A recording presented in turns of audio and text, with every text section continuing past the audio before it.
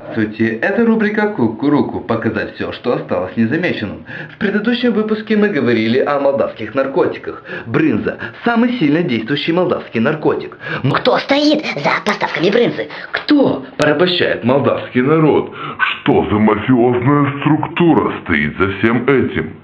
По нашим оперативным данным стало известно, что это большая молдавская группировка, известная среди молдавских гангстеров как бригада.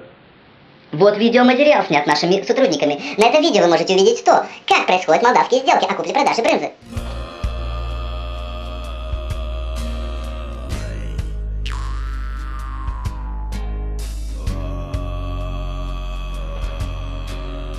Noroc, Vasile! Salut, Peche! Ce ai adus ceva? Da, ți-am adus o brânză bunișoară, dar răsărită nu-i. Băi, nu s-a terminat. Încă alaltă săptămână l-a prins pe Jora cu un sac plin. Bă, musării, ce să faci, ne? Da?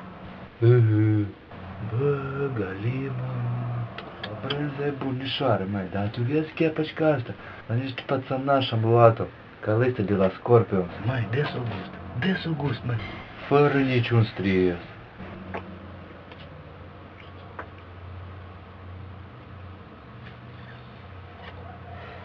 Și cum ți ghine?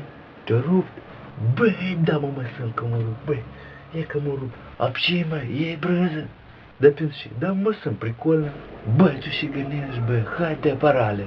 Băi, dar a fost asta, măi, o șutcă, măi, calmează-te, măi, brătuhă, măi. Hai, măi, e atunci, măi, hai, dă-ne un kil, asta și e ghine. Hai, succese. Hai, nați un kil la și du-te.